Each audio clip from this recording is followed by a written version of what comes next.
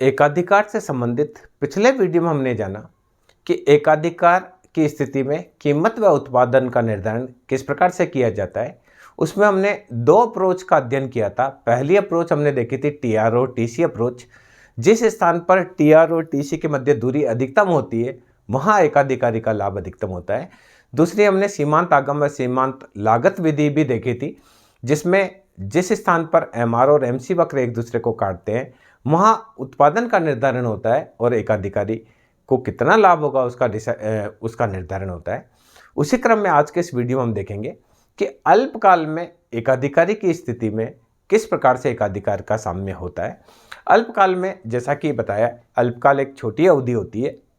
उस अवधि में एक एकाधिकारी लाभ की स्थिति में भी हो सकता है, सामान्य लाभ की स्थिति में भी हो सकता है और हानि की स्थिति में भी हो सकता है। जैसा कि हमने एक वीडियो में देखा था कि एकाधिकारी के बारे में ये भ्रांति होती है कि वह हमेशा सामान्य से अधिक ही लाभ कमाएगा, जबकि वास्तव में ऐसा नहीं होता है। कई बार ऐसा होता है कि अल्पकाल में अगर एकाधिकारी को लगता है कि कोई प्रतियोगी उस मार्केट में प्रवेश कर सकता है तो इसी स्थिति में वह अपनी कीमत को कम करके अपने लाभ को सामान्य लाभ ही रख सकता है, या कई बार वह घाटा खाकर भी बेच सकता है ताकि उसका एकाधिकार का स्तर है वो बना रहे। तो ऐसी स्थिति में अल्पकाल में जो है वो हर समय लाभ की स्थिति में एकाधिकारी नहीं होगा।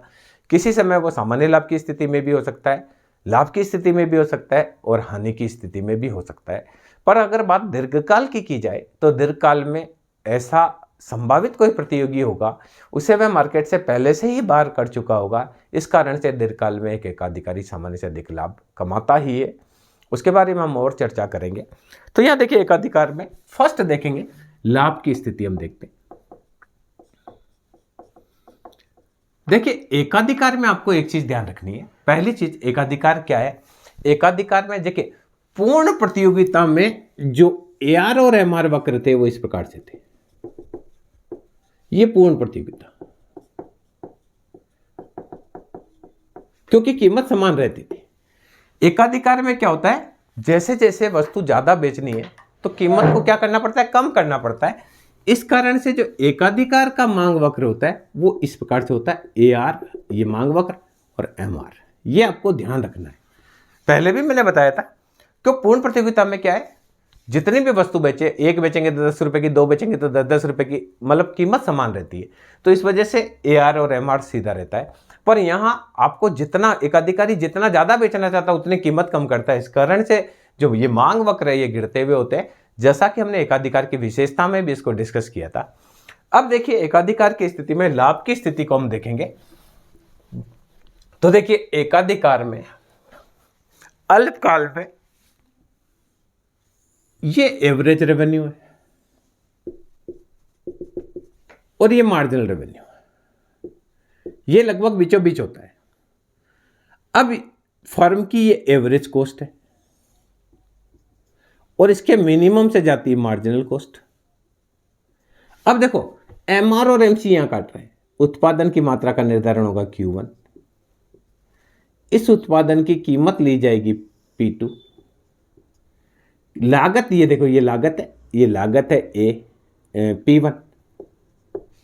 संतुलन यहां है, ये सपोज कि जो ये बिंदु जहां से लागत हमने ली वो E है, जहां संतुलन हुआ था वो E1 है और ये बिंदु E2 है। तो यहां देखिए ये स्थिति में एकाधिकारी को लाभ की स्थिति है, ये लाभ हो रहा है, ये एकाधिकारी का लाभ, असामान्य लाभ है। अब देखिए क्या है, हम ये करेंगे उत्पादन की मात्रा देखेंगे। उत्पादन हुआ OQ1, यहां उत्पादन। अब देखिए एवरेज रेवेन्यू E2Q1, E2Q1, या हम इसको लिखेंगे OP2।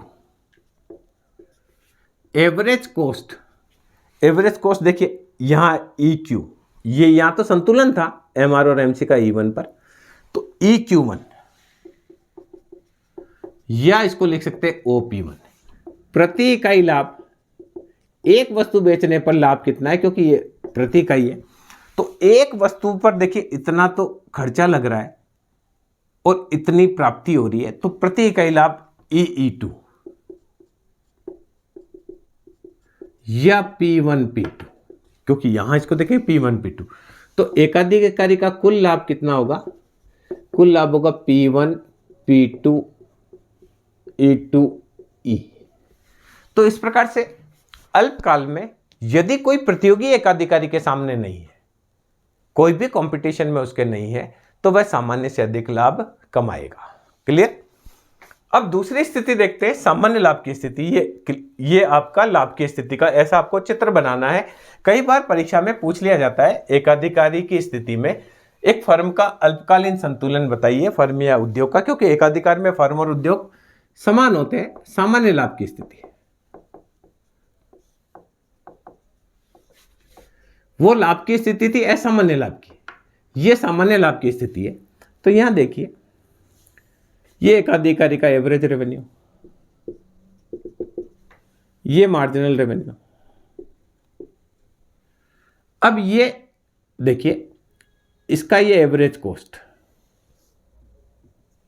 और इसके मिनिमम से जाता है मार्जिनल कॉस्ट, ये मार्जिनल कॉस्ट। MR और MC यहां काट रहे हैं, तो उत्पादन का निर्धारण होगा यहां OQ1, उत्पादन का निर्धारण, और इस पर प्राइस ली जाएगी P1।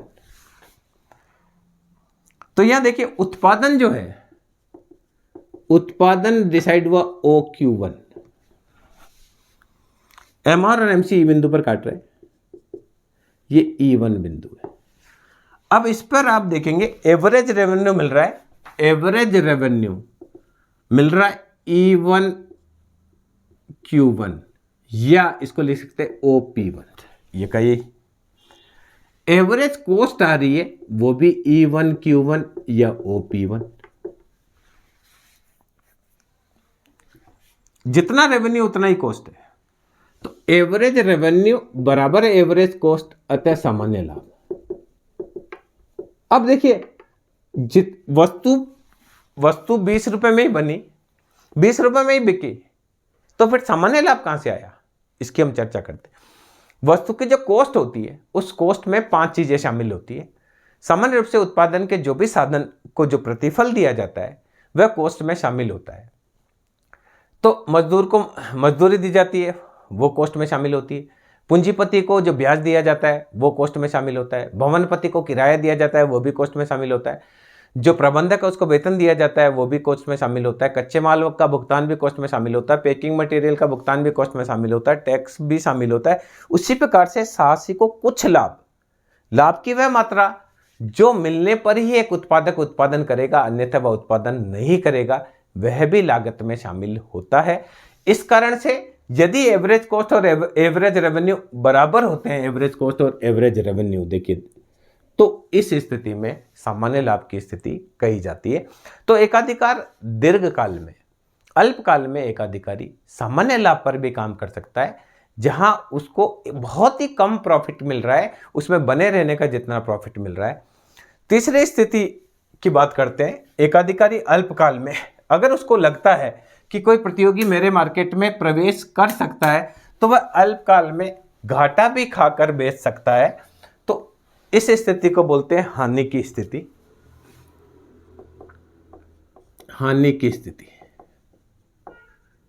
देखिए, अल्पकाल में एकाधिकारी को अगर ये लगता है कि कोई प्रतियोगी मार्केट में प्रवेश करके मेरा एकाधिकार का स्टेटस है उसको छीन सकता है, तो अल्पकाल में वह वस्तु को कम कीमत पर भी बेचने के लिए तैयार हो जाएगा, थोड़ी कम कीमत पर बेचने के लिए तैयार हो जाएगा, और हो सकता है वह लागत से भी कम पर बेच दे और अल्पकाल में हानि उठा ले।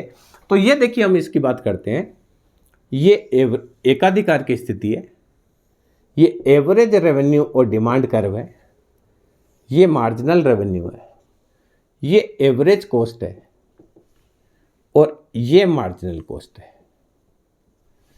अब देखिए, ई बिंदु पर MR और MC एक दूसरे को काट रहे हैं। उत्पादन की मात्रा Q1 डिसाइड हुई।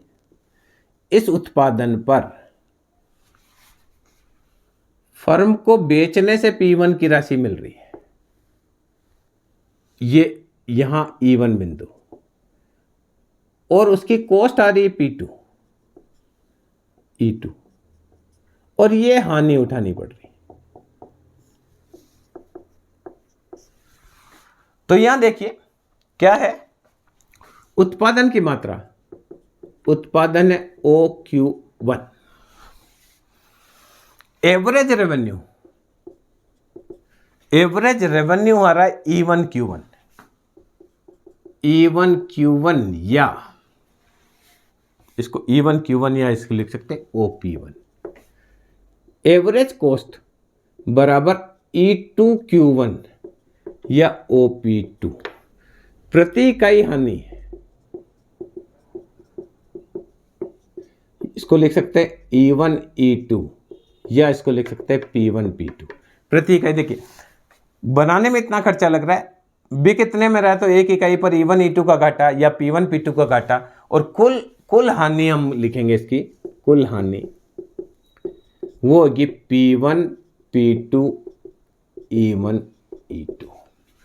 इस प्रकार से अल्पकाल में एक एकाधिकारी हानि खाकर भी, घाटा खाकर भी अपने उत्पाद को विक्रय कर सकता है। तो ये हमने चर्चा की कि एक एकाधिकारी का अल्पकालीन संतुलन कहाँ होता है। वह अल्पकाल में सामान्य लाभ की स्थिति में भी रह सकता है, लाभ की स्थिति में भी रह सकता है, और ऐसा अगर कोई प्रतियोगी आ जाता है या आने की संभावना होती है तो वो घाटा खाकर भी बेच सकता है।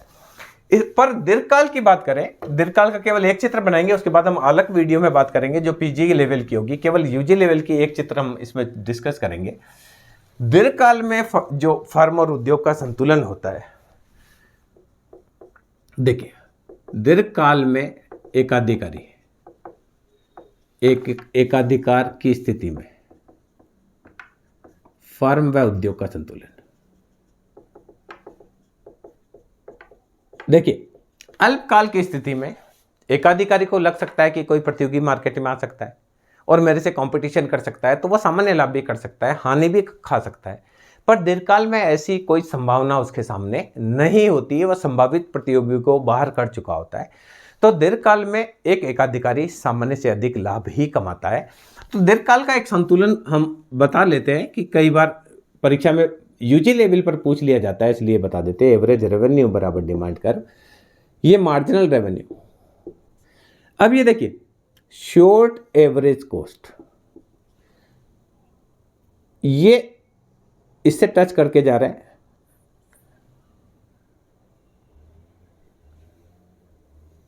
ये मार्जिनल रेवेन्यू,